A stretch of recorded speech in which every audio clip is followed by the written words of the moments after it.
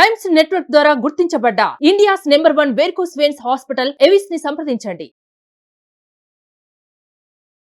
Hi hello నమస్తే, welcome back to Suman TV. ప్రస్తుతం స్టూడియోలో ఉన్నారు లైఫ్ కోచ్ సునీల్ రెడ్డి గారు. మరి అసలు ఏం జరుగుతుంది ఈ అభయ? మరి ఒకసారి ఈ టోటల్ ఇన్సిడెంట్ పైన లైఫ్ కోచ్ సునీల్ రెడ్డి గారితో మాట్లాడదాము. టాప్ టు బాటమ్ అసలు ఆయన అనాలైసిస్ లో ఏమంటున్నారు. నమస్తే అండి. నమస్కారం. టాప్ టు బాటమ్ చూసుకుంటే కేస్ స్టడీ చేసే ఉంటారు మీరు, అంటే మీ అనాలైసిస్ లో మీరు ఏమంటారు? బేసిక్గా మనము ఈ యొక్క అభయ గురించి ఈమెకు జరిగినటువంటి ఒక ఈ పరిణామం గురించి మనం మాట్లాడాలంటే యావత్ భారతదేశం కూడా ఇవాళ చూసుకుంటే ఇదే ఘటన పైన తీవ్రమైన బాధలో ఉన్నారు. మన ఇంట్లో ఒక ఆడబిడ్డకు జరిగితే ఎలా ఉంటుంది పరిస్థితి అనేది చాలా వరకు ఉందండి, చాలా వరకు. యాక్చువల్లీ చెప్పాలంటే ఈ సిబిఐ దర్యాప్తు కానీ ఇప్పుడు ఓవరాల్గా ఇక్కడ జరుగుతున్నటువంటి ఆ సంఘటన ఆధారంగా నా అబ్జర్వేషన్లో నేను గమనించింది అండ్ ఆల్రెడీ రియాలిటీ గురించి నేను ఇవాళ మాట్లాడతాను. అందులో మెయిన్గా తీసుకుంటే ఈ అభయ ఏదైతే విక్టిమ్ ఉందో తను ఏ విధంగా అయితే తను బాధింపబడిందో దానికి బిఫోర్ యాక్చువల్లీ చెప్పాలంటే అభయని రేప్ కాదు అమ్మాయి సూసైడ్ అటెంప్ట్ చేస్తుంది అని చెప్పేసి కాలేజ్ మేనేజ్మెంట్ చేయడం అనేది చాలా విషాదమైనటువంటి ఘటన అనమాట. ఏదైతే సంజయ్ రాయ్ ఉన్నాడో అసలు వాడికి ఎటువంటి సంబంధం లేదనమాట ఆ కాలేజ్కి. సిబిఐ దర్యాప్తులో ఎక్కడైతే ఈ సంజయ్ రాయ్ గురించి వాడు చెప్తున్న దాని గురించి ఇంకా చెప్పాలంటే సిబిఐ దర్యాప్తులో వాడు చెప్పిన ఒక మాట, నేనే రేప్ చేశాను, కావాలంటే మీరు నన్ను ఉరేసుకోండి చెప్పాడు. ఆ విధంగా చెప్తున్నాడు అంటే వాడు ఎంత మెంటల్గా ఫిక్స్ అయిపోయి ఉంటాడో మనం ఆలోచించుకోవాల్సిన విషయం. యాక్చువల్గా చెప్పాలంటే విక్టిమ్ ఎవరైతే ఉన్నారో తన బాడీ మీద 14 గాయాలు అని చెప్పేసి మన రిపోర్ట్లో వచ్చింది, టాప్సీ రిపోర్ట్లో వచ్చింది. 14 గాయాలు అంటే ఆమె కంట్లోంచి బ్లడ్ వచ్చింది, నోసు, ఐ, ఎవ్రీథింగ్ అంతా ఏవైతే సెన్సిటివ్ ఆర్గాన్స్ ఉన్నాయో సో ఆర్గాన్స్లో ఆమె బ్లీడింగ్తో ఆమె పడిపోయి అర్ధనగ్నంగా అక్కడ ఉంది అంటే సో ఇప్పుడు ఒక విషయం మాట్లాడదామండి. ఇప్పుడు సంజయ్ రాయ్ అనే పర్సన్ని మీరు చూస్తే గమనిస్తే వాడు ఉన్నటువంటి బాడీకి, వాడి ఫేస్కి, వాడి వాతావరణానికి వాడు ఒక్కడే ఆ అమ్మాయిని అంత కిరాతకంగా చేసింటాడని మీరు ఒక్కరే అని నమ్ముతారా? కానీ ఒక్కడే నమ్మిస్తున్నారు. ఆ అమ్మాయి 36 hours డ్యూటీ, ఒక డ్యూటీ డాక్టర్గా ఆ అమ్మాయి చేస్తూ ఉన్నప్పటికీ ఆ అమ్మాయికి ఎంత బాధించే విధంగా ఆ అమ్మాయిని చేశారంటే ఇది బేసిక్గా చెప్పాలనుకుంటే ఆ అమ్మాయి మీద నాట్ ఓన్లీ రేప్ అటెంప్ట్ అండి, రేప్ చేయడానికి కోసమే కాదు ఆ అమ్మాయిని చంపాలనుకునే ఒక ప్రణాళిక ప్లానింగ్ అయితే పక్కా ఉంది.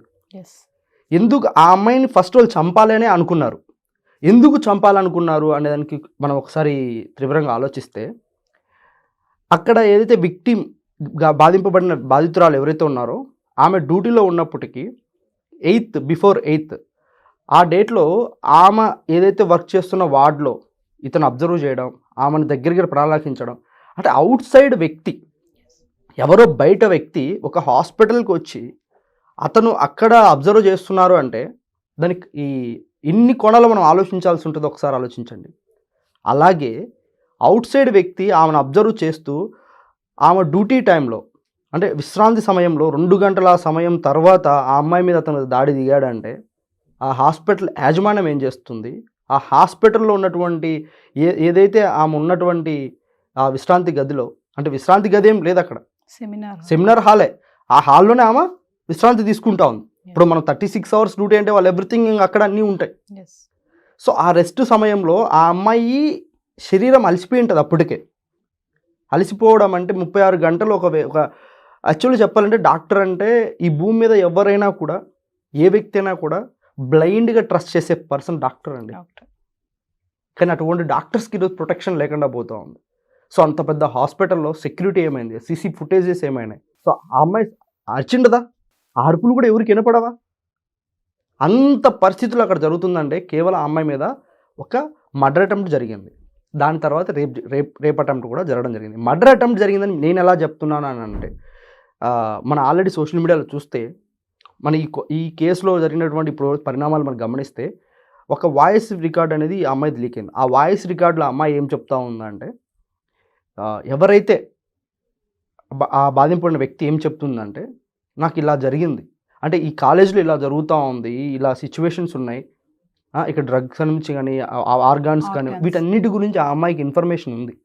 ఎక్కడ ఆ అమ్మాయి హాస్పిటల్ ఇన్ఫర్మేషన్ ఎక్కడ బయట పెడుతుందో అని ఒక భయాందోళనకు గురయ్యి కూడా ఆ అమ్మాయి మీద వీళ్ళు చేసిండే అవకాశం అయితే 100% ఉంది. ఇప్పుడు ఆ అమ్మాయి చనిపోయి అలా జరిగిన తర్వాత సంజయ్ దత్ ఆ హాస్పిటల్ ప్రిన్సిపల్ ఎవరైతే ఉన్నారో ఆయన ఏం చేశారు, ఈ విషయాన్ని వాళ్ళ పేరెంట్స్ దగ్గరికి తీసుకెళ్ళినప్పటికీ కూడా ఆ అమ్మాయి ఆత్మహత్య చేసుకుంది, సూసైడే అని చెప్పేసి నిర్ధారించే ప్రయత్నం అయితే చేశారు. సో వాళ్ళ ఇన్వాల్వ్మెంట్ లేకపోతే ఎలాంటి ఈ సిచ్యువేషన్ని వాళ్ళు అలా నెక్స్ట్ లెవెల్లోకి తీసుకెళ్తారు.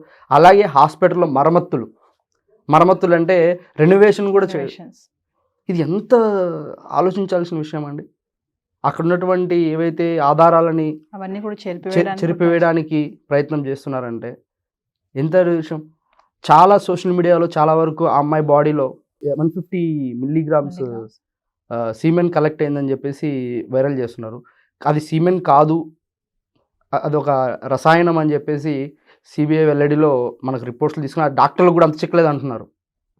అది నిజంగా ఆ కెమికల్ ఏం వాడారు ఏంటి అనేది కూడా ఇప్పుడు బయటికి పెట్టట్లేదు, దాన్ని కూడా డాక్టర్లు నిర్ధారించలేదు అని అంటున్నారంటే ఆ రిపోర్ట్స్ని కూడా వీళ్ళు ఎంతలా గల్లంతయ్యేలా చేస్తున్నారని నీకు తీసుకోవాల్సినటువంటి కోణం ఉంది అనమాట. అలాగే ఆమె బాడీ మీద 14 గాయాలండి. ఈ 14 గాయాలు ఒక్కడే పెట్టగలడా? ఆ సిబిఐ ఎంక్వైరీలో కూడా ఏమంటున్నాడంటే, ఫస్ట్ ఆ అమ్మాయిని నేను కొట్టిన తర్వాత ఆ అమ్మాయిని అనుభవించాను అంటే నేను కొన్ని గలీజ్ వర్డ్స్ యూస్ చేయకుండా మాట్లాడుతున్నానండి. చాలా బాధాకరమైన విషయం ఈ సంఘటన మనం మాట్లాడుతున్నాం ఈరోజు. బలాత్కారానికి గురైన మళ్ళీ అమ్మాయి స్పృహలోకి వచ్చిన తర్వాత కూడా మళ్ళీ నేను కొట్టి నా కోరికలు తీర్చుకున్నాను అన్నాడు. తర్వాత ఇంకా తీసుకుంటే ఇంకా మన వైరల్ అవుతున్న వీడియోస్ ప్రకారం తీసుకుంటే ఆ అమ్మాయి వాడు మళ్ళీ అక్కడి నుంచి బయటకు వచ్చి బయట తిరుగుతూ వేస దగ్గరికి వెళ్ళాను కానీ తనందుకు కూడా ఏం చేయకుండా మళ్ళీ నేను వచ్చానని చెప్పడం అనేది కూడా వాడు స్టేట్మెంట్లు ఇవ్వడం జరుగుతూ ఉంది. యాక్చువల్లీ వాడు బైక్ విజువల్స్ కానివ్వచ్చు, ఇవన్నీ తీసుకుంటే బైక్ మీద పోలీస్ రాసుకున్నాడు, అలా బిల్డప్ చేసుకుంటూ బయట దందాలు చేస్తూ ఇలా ఒక సైకో లాంటి పర్సన్ అనమాట. వీటి ఇంతకుముందు చాలా దారుణాలు చేస్తూ ఉండే పర్సన్ అని చెప్పేసి ఆల్రెడీ మనకు ఎంక్వైరీలో తెలిసింది అంటున్నారు కూడా. సో ఇప్పుడు మనం గమనిస్తే ఇటువంటి వ్యక్తి ఇందులో ఇన్వాల్వ్ అయ్యాడు అంటే దానికి కారణం వీడికి ఏదన్నా ఒక పెద్ద మొత్తంలో సుపారీ అందిందనే అర్థమే మనం ఆలోచించుకోవాలి. మనం ఆలోచించాల్సిన కోణం అంటే వీడు ఏమి ఆశ లేకుండా వీడు వేసుల దగ్గరికి వెళ్ళే అలవాటు ఉన్న వ్యక్తి వచ్చి సడన్గా ఒక డాక్టర్ మీద బలాత్మరణం చేశాడు అంటే, అంత కిరాతకంగా అమ్మాయిని చంపాడు అంటే దీని వెనకాల ఎంత కోణం ఉంటుంది? వాడు ఆల్రెడీ ఒప్పుకున్నాడు కదా. వేసుల దగ్గరికి వెళ్ళే వ్యక్తికి ఒక అమ్మాయిని బలవంతంగా అనుభవించాల్సిన అవసరం ఏముంటుందండి ఇంకా? అంటే దీని వెనకాల ఎవరో ఉన్నారు అనడం కంటే హాస్పిటల్ యాజమాన్యం ఆల్రెడీ మనకు కనపడతా ఉంది. అంత్యక్రియలు అయిపోయిన తర్వాత ఈ ఎఫ్ఐఆర్ ఫైల్ చేయడం అనేది కూడా టూ మచ్. అది కూడా ఎప్పుడు వెలుగులోకి వచ్చిందండి, యావత్ భారతదేశంగా ఏవైతే మెడికల్ స్టూడెంట్స్ ఉన్నారో వీళ్ళందరూ ధర్నాకు దిగడం, వీళ్ళందరూ ఎంతోమంది రోడ్డు మీదకి వచ్చి ధర్నాలు చేయడము, ఈ మెడికల్గా మేము ఏవైతే అందిస్తున్న సేవలు మేము ఆపిస్తా ఉన్న తర్వాత ప్రభుత్వం స్పందించి ఏదో వాళ్ళు ప్రయత్నం అనేది చేస్తున్నారు. బట్ ఈ ఎవరైతే బాధింపడిన వ్యక్తికి అయితే మాత్రం ఇప్పుడు ఏమిస్తే న్యాయం జరుగుతుందండి, ఏమి చేస్తే న్యాయం జరుగుతుంది ఆమెకి? ఇలా సంఘటన అనేది మనము రోజు చూస్తున్నాం. దీని వెనుకల తీసుకుంటే ఆ అమ్మాయి ఏదో ఒక విషయం మీద ఫైట్ చేయాలనే కోణంలో ఆ అమ్మాయి వాయిస్లో నాకు అర్థమైంది అనమాట. యాక్చువల్లీ ఆ అమ్మాయి వాయిస్ నేను విన్నాను, ఆ క్లిప్, ఆ వాయిస్ రికార్డ్ ఏదైతే బయటకు వచ్చిందో. సో బిఫోర్ దట్ ఇన్సిడెంట్కి ముందు సో ఈవ్ టీచింగ్స్ కానివ్వచ్చు, కాలేజీలో జరుగుతున్నటువంటి అనర్థాలు కానివ్వచ్చు, అక్కడ ఆ సంఘటనలు కానివ్వచ్చు, వాటి మీద ఆ అమ్మాయి స్పందించింది. ఆ స్పందనకి ఈ మేనేజ్మెంట్కి ఏదైనా అవుతుందేమో అని చెప్పేసి వీళ్ళు ఆ అమ్మాయిని ఏదైనా చేయించడానికి అవకాశం అయితే 100% ఉందని అయితే కనబడతా ఉంది. ఇందులో ఆ అమ్మాయి ప్రతి గాయం వెనుకల ఆ అమ్మాయి బాడీ మీద డిఎన్ఏ టెస్ట్ చేసిన తర్వాత డిఫరెంట్ డిఎన్ఏస్ బయటకు వచ్చాయి అని చెప్పేసి ఆల్రెడీ మనకు మెడికల్ రిపోర్ట్స్లో ఏవైతే వస్తున్నాయి. అలాంటప్పుడు ఒక్కడి చేతే అమ్మాయి బాధింపబడిన అనడానికి ఏమీ అది చాలా వరకు మనం నమ్మలేని నిజం అన్నమాట. కానీ నమ్మిస్తున్నారు సొసైటీని. సో దీన్ని అరికట్టాలి అంటే ప్రతి చోట సెక్యూరిటీ చాలా అవసరం అండి. సెక్యూరిటీ. ఇప్పుడు ఆ అమ్మాయికి సెక్యూరిటీ ఉందా లేదా? అంత పెద్ద మెడికల్ కాలేజ్ అసలు సెక్యూరిటీ లేకుండా ఉంది అంటే దాని అర్థం అక్కడ ఉన్నటువంటి వాళ్ళ ఇన్ఫ్లుయెన్స్ లేకుండా, అక్కడ ఉన్నటువంటి వ్యక్తుల యొక్క పర్మిషన్, అంటే ఐ మీన్ ఇప్పుడు ఆ కాలేజీలో యాజమాన్యం అతను అలో చేయకపోతే, ఆ సెమినార్ హాల్ వరకు అతను వెళ్తూ ఉంటే కనీసం అక్కడ ఉండే సెక్యూరిటీ కూడా అబ్జర్వ్ చేస్తారు కదండి. ఎందుకు చేయలేకపోయారు? అందులో సీసీ కెమెరాస్ ఏమయ్యాయి? అక్కడ ఉన్నటువంటి సీసీ ఫుటేజెస్ ఎక్కడ మాయమైపోయాయి? అంటే ఆ సెమినార్ హాల్ అంటే ఖచ్చితంగా సీసీ ఫుటేజ్ ఉంటుందండి. నేను ఎన్నో కాలేజెస్లో, ఎన్నో స్కూల్స్లో సెషన్స్ తీసుకున్నా.